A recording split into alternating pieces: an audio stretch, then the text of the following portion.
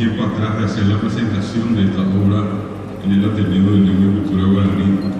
El profesor estaba vinculado a nuestra institución por ejemplo de Jara Guaraní ahí. Estaba Pepe Papi que estaba en Morandúa, estaba Areguape, colegio, escuela Amigo Martínez de Álave. A pesar de ahí, Acuya por Jabrisa y Esteban y Jabrisa y Ambué, Ambuejara, Cato Pirío y Areguape, Oyapoa y Peteite, Piapoco y Siagua. 150 años ayer de la batalla de Pulpaiti, cuando él recordaba el profesor a José Luis Díaz, a ese héroe legendario cuya estrategia hoy es estudiada en muchas universidades del mundo. Sin embargo, una batalla que se considera la única batalla que tuvo el ejército paraguayo durante la guerra, triste guerra de la Triple Alianza. Lo que finalmente él rescata en estas anécdotas son aspectos muy importantes que hacen a la personalidad, al ser del paraguayo. Desde llegó a estar en Dape, Yajajape, desde llegó desde la Pizá, desde Metanguá, y Catupiriva, y Ñarandúa, Omba Apu, Conaba, Geniando Conaba. En este caso, todos sabemos que esta triste guerra derivó uno de los acontecimientos históricos más tristes, más trágicos en la historia del mundo, porque hablar de la guerra de la Triple Alianza es hablar de una de las guerras más violentas, más sanguinarias que hubo en la historia de la humanidad. Esto no hace en este momento ningún tipo de referencia de rencor, ni de odio, ni de ningún tipo de sentimientos negativos hacia quienes hoy son nuestros hermanos argentinos, brasileños y uruguayos.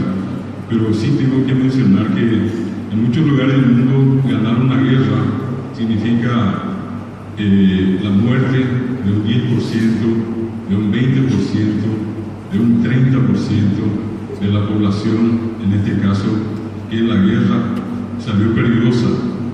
Sin embargo, llegar a 50 es un desastre. Acá en este caso se dio nada más y nada menos que la muerte del 90% de la población del Paraguay. El Paraguay quedó diezmado después de la guerra. Uno siempre que conoce esos aspectos de la historia aprende a darle mucha importancia a las palabras del Papa Francisco cuando se refiere a la mujer, y cuando en la anécdota que contaba nuestro querido profesor Arnaldo, cuando contaba de cómo las mujeres, nuestras heroicas mujeres, la mujer más gloriosa de América, volvió a repoblar este país. Yo no creo que existan madres tan ejemplares, tan altruistas, tan patriotas, que hayan decidido tener 15, 20, 25 hijos y llegar lastimosamente 60 años después, como decía nuestro querido profesor Arnaldo, otra guerra, pero con una población ya otra vez bastante importante en número. Por eso a los jóvenes que están acá, a los niños que crecen en nuestro país, a nuestros colegas profesores, a nuestras autoridades, siempre tiene que llamarnos la atención el tener que recordar este acontecimiento, sobre todo para rescatar la bravura, el valor que tuvo, la valentía que tuvo y que tiene el paraguayo. No solamente el soldado, sino que la población en general. Paraguay sigue siendo un país bendecido. Esta agenda Peñandella Guarecó que tiene esto y se creía Peñanderecó, Peñanderecó, Peñanderecó, Peñanderecó, Guaraní. Si es allá que para ver Peñanderecó, Guaraní, hasta ver el Paraguay. El Guaraní, o esa pecada Peñanderecó, Peñanderecó, quiero recordar y termino con esto porque no quiero cansarle, pero ya que el profesor mencionó las anécdotas de la guerra de los 70, yo quiero recordar una de la guerra del Chaco, cuando Estigarribia, otro extraordinario estratega, un hombre reconocido mundialmente, un militar de gran porte como tuvo el Paraguay y tuvo el mundo, una de las primeras resoluciones que toma es declarar al guaraní como idioma el ejército paraguayo. Y hay una famosa batalla ya en la frontera con Bolivia, un sitio donde había agua, que caen pobres de las tropas paraguayas, 700 hombres más o menos, la mitad en condiciones de pelear, la otra mitad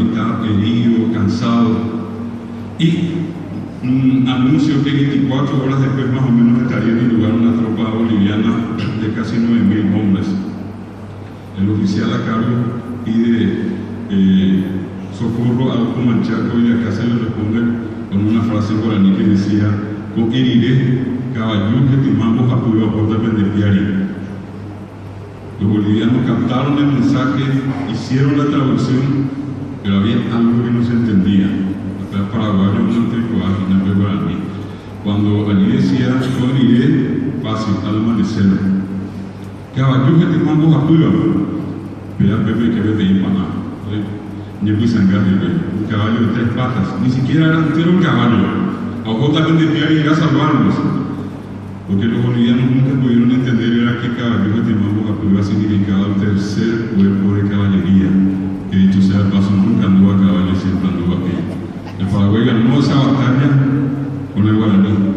Cuando se firma el Tratado de Paz en la Argentina, iba el entonces ministro de Relaciones Exteriores, el canciller Luis Riar, para la firma. Estaban en la mesa de negociación boliviana, de este lado paraguayos, y los árbitros que eran los argentinos.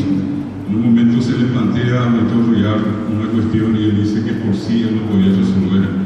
Entonces los árbitros le dicen, ¿por qué no pasa la pieza al lado? Y puede llamar al presidente y hablar con él. Y cuando él va uno de los árbitros más o menos a espiar qué es lo que iba a decir. Al rato vuelve el argentino y cuando le preguntan qué dijo por Riar, un poco más, un poco menos, el argentino le dice a los que estaban en la mesa, no entendí nada, pues está usando el inglés paraguayo. El inglés paraguayo guaraní. Entonces sepan que allí está el gran valor de ser paraguayo. Tener un idioma, tener una identidad, es lo que en este caso nos hace distintos a muchos en el mundo. Profesor Arnaldo, muchísimas felicidades. Estaba con ello de y ponete ahí casar con el viejo. Y yo con la presencia que habrá trae el diputado, qué lindo sería que una obra como esta sea recomendada para ser leída en todas las escuelas y colegios de nuestro país. Que hay un material valiosísimo. Los datos que están en esta obra, yo leí, yo conozco